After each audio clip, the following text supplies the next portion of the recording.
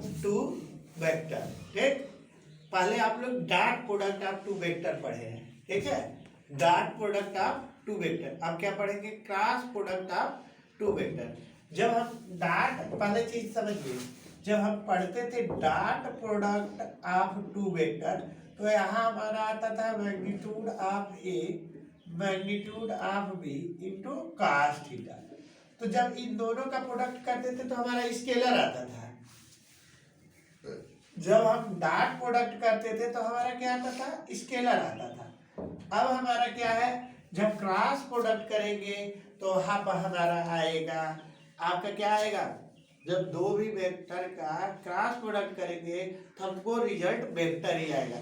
यहाँ पर देखिए सिर्फ मैग्नीट्यूड है, यहाँ पर सिर्फ मैग्नीट्यूड है, वहां पर मैग्नीट्यूड प्लस रिजल्ट आएगा, मैग्नीट्यूड प्लस आपका डायरेक्शन आएगा, तो वो क्या हो जाएगा, वेक्टर हो जाएगा। जैसे सिंपल एक बताते हैं, ए क्रॉस बी का अगर हम करें तो मैग्नीट्यूड ऑफ ए, ठीक, उसके बाद क्या होता है, मैग्नीट्यूड ऑफ बी, ठीक, इनटू साइन थीटा और एन।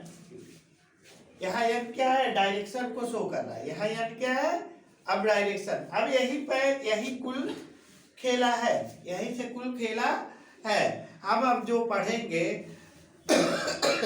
डिस्कस करेंगे, जो dimension right hand rectangular, their dimension, अब जो डिस्कस करने जा रहे हैं ध्यान से समझिएगा, जो डिस्कस करने जा रहे हैं, देयर थ्री क्या, थ्री डायमेंशनल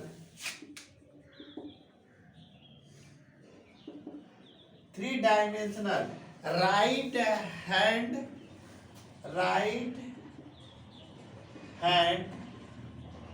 रेक्टेंगुलर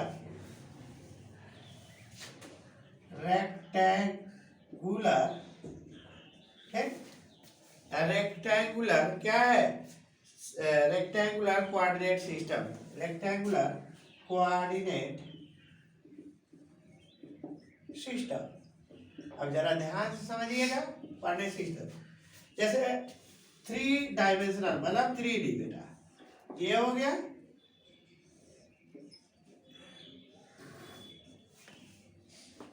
यही 3D हो गया।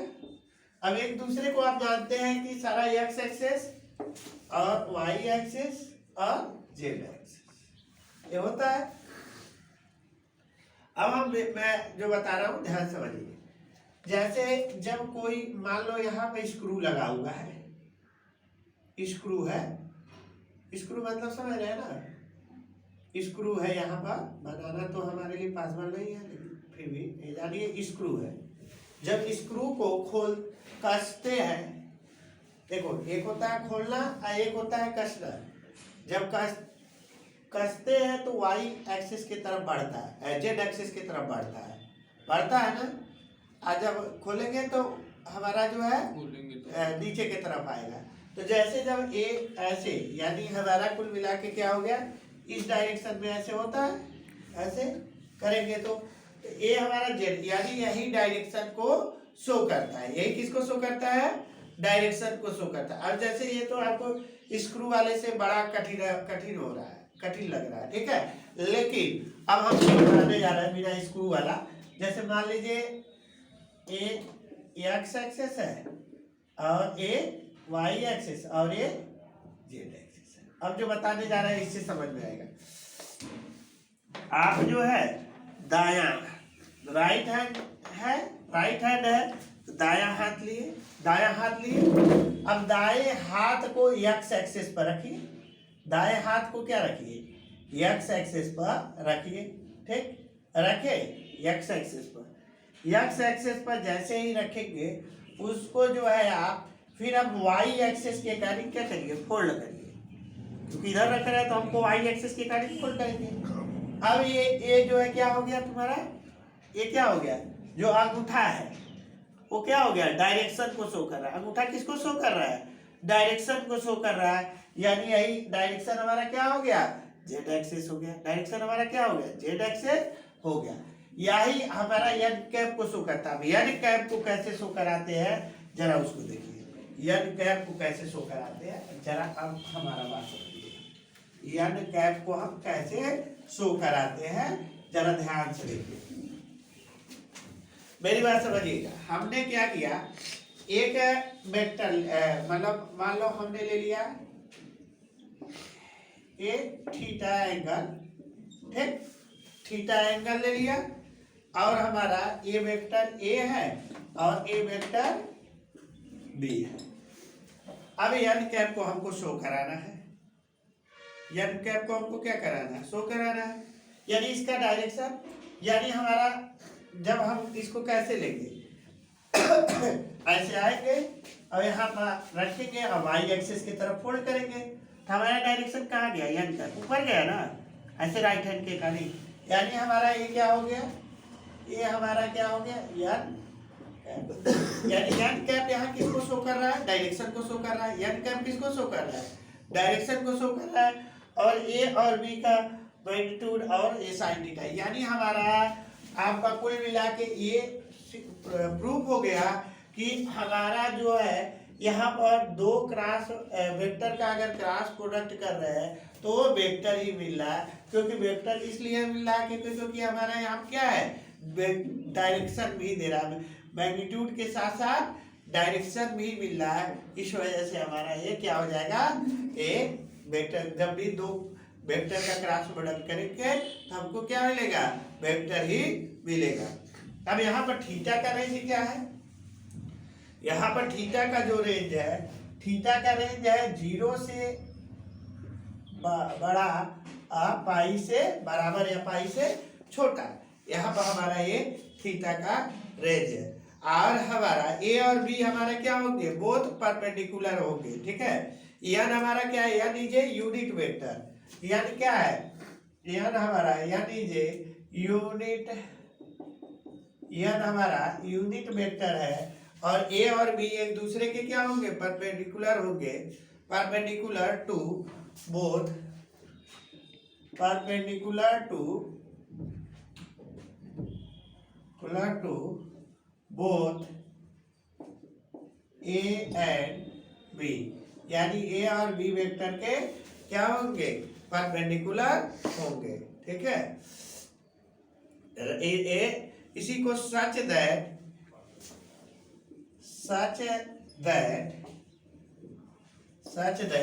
इसी ए और बी को हम क्या बोलते हैं, राइट हैंड सिस्टम बोलते हैं। क्या बोलते हैं, a comma b and n right hand system from right hand, from a right hand system, right hand system. अब जरा इसके जो है कंक्लूजन समझ लीजिए, ऑब्जर्वेशन समझ लीजिए। ऑब्जर्वेशन मोस्ट इंपॉर्टेंट है इसके, ऑब्जर्वेशन, जरा ऑब्जर्वेशन समझ लीजिए। जो इसके ऑब्जर्वेशन होते हैं हम पहले ही बता दिए, दो वेक्टर का क्रॉस प्रोडक्ट करेंगे, पहला ऑब्जर्वेशन वो वेक्टर ही मिलेगा, पहले ही बता दिए है ना। ये अगर दो वेक्टर का हम क्रॉस प्रोडक्ट करते हैं तो हमारा क्या मिलता है, वेक्टर ही मिलता है। ये वेक्टर यानी क्या देता है, वेक्टर क्वांटिटी। दूसरा, अगर हमारा कोई भी ए और बी नॉन जीरो वेक्टर है, ए और बी हमारे क्या है, ए क्रॉस बी हमारे क्या है, नॉन जी, A and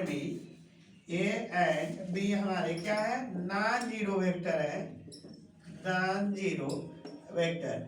non zero vector का मतलब ए और बी जीरो नहीं होंगे, ए और बी जीरो नहीं होंगे, लेकिन थीटा हमारा क्या हो सकता है, जीरो। यानी यहाँ साइन जीरो हो सकता है, साइन जीरो मतलब पूरा जीरो हो जाएगा। यानी हम कुल मिला के कह सकते हैं ए क्रॉस बी हमारा क्या हो जाएगा, जीरो हो सकता। अगर ए जीरो होगा तो इसका मतलब ये दोनों जो ए और बी होंगे एक दूसरे के क्या होंगे, पैरेलल होंगे। एक दूसरे के हमारे ए और बी वेक्टर क्या होंगे, पैरेलल होंगे। यानी ए क्रॉस बी अगर जीरो होता है तो इसका मतलब दोनों वेक्टर जो होंगे पैरेलल होंगे, यानी थीटा का एंगल नहीं बनेगा। यहाँ देखो थीटा कब जीरो होगा? जब दो लाइन यानी एंगल कुछ नहीं बनेगा, यानी दोनों लाइन क्या है, ए और बी पैरेलल है, तभी ना हमारा थीटा जीरो होगा। जब थीटा जीरो हो गया तो यानी हमारा ए क्रॉस बी जीरो है, तो थीटा जीरो है, थीटा जीरो है तो इसका मतलब हमारा दोनों वेक्टर क्या हो गए, पैरेलल हो गए। यहाँ पर अगर थीटा जीरो हो गया तो यानी एंगल कोई फॉर्म नहीं कर रहा है, इसका मतलब ये दोनों पैरेलल हो गए। पैरेलल हो गया कि नहीं? जब पैरेलल हो जाएंगे, ठीक। उसके बाद तीसरा है ये, यदि हमारा थीटा का मान क्या हो जाए, पाई/2 हो जाए, ये थीटा इक्वल टू पाई/2 हो जाए। जब थीटा पाई/2 हो जाएगा तब हमारा ए क्रॉस बी, यानी साइन 90 की वैल्यू क्या होती है, 1 होती है, यानी इस वजह से यहाँ साइन थीटा की जगह 90 रख देंगे, 1 हो गया। इसका मतलब हो गया magnitude of A magnitude of B हो जाएगा, magnitude of A magnitude of. अब जो सबसे इम्पॉर्टेंट चीज बताने जा रहे हैं, चौथा जो सबसे इम्पॉर्टेंट चीज, वहां पर अभी तक पढ़े थे डॉट प्रोडक्ट में आई और आई 1 होता था, यहाँ पर क्रॉस प्रोडक्ट में आई और आई 0 होगा। अब जैसे मेरी बात समझिएगा ध्यान से, चौथा पॉइंट, जैसे एक सर्कल बना दिए, ठीक, ध्यान से देखिएगा, ये हो गया, ध्यान से समझिएगा। अगर हमारा ऐसे चलना है, मान लो हम लिख दे रहे हैं, पहले आई जे के लिख दे, आई, ठीक, उसके बाद हम लिख दिए यहाँ जे और यहाँ लिख दिए के, ठीक। अब जरा ध्यान से समझिएगा, हमने यहाँ से चलना शुरू किया ऐसे वेक्टर के फॉर्म में, फिर ऐसे, फिर ऐसे, ठीक। अब मेरी बात समझिएगा, पहला चीज ये होता है कि म्यूचुअली परपेंडिकुलर होते हैं, यानी हमारे जो भी होते हैं आई जे के अगर रखेंगे तो एक दूसरे के परपेंडिकुलर होंगे। जब एक दूसरे के परपेंडिकुलर होंगे आई जे के, तो इसका मतलब क्या हो जाएगा, परपेंडिकुलर होंगे, तो फिर अब यहाँ पर देखा जाए तो आई यूनिट वेक्टर आई, ठीक, क्रॉस वेक्टर लेके यूनिट लेके तब तो 1 हो जाएगा, जे क्रॉस जे, के क्रॉस के बराबर हमारा क्या हो जाएगा, 0, ठीक। लेकिन अब जैसे ही मेरी बात समझिए, आई इंटू जे होगा, देखो यार, आई इंटू जे तीसरा प्रोडक्ट दे देगा, आई इंटू जे क्रॉस कर रहा है तो तीसरा क्या आ रहा है, के, जे इंटू के करेंगे तो तीसरा क्या आ रहा है, ऐसे सिस्टम से चल रहा है, जे आई आ गया। अब के इंटू आई करें तो चौथा क्या आ जाएगा, जे आ जाएगा, ठीक। ऐसे ही चलेंगे, मतलब आई जे किए तो के आया, के आई किए तो जे आया, जे के किए, ऐसे आपका सिस्टम में चलते चला जाएगा, ठीक। और पांचवा जो सबसे इम्पोर्टेंट है, अगर एंगल फाइंड करना रहे तो आप कैसे फाइंड करेंगे, ठीक है। एंगल फाइंड करना रहे तो कैसे आप फाइंड करेंगे, यही जैसे यहाँ साइन थीटा है, साइन थीटा बराबर क्या हो जाएगा, a vector cross product b upon magnitude of A into magnitude of b, magnitude of A into magnitude of b कर देंगे तो ये हमारा क्या आ जाएगा, क्रॉस थीटा एंगल फाइंड हो जाएगा, ठीक है। एंगल फाइंड हो जाएगा। अब देखा जाए इसके बाद छठा जो ऑब्जर्वेशन है, मोस्ट इंपॉर्टेंट ये भी है, छठा ऑब्जर्वेशन है आपका, छठा ऑब्जर्वेशन है, जैसे यही उल्टा चले, हम क्या चले, उल्टा चले,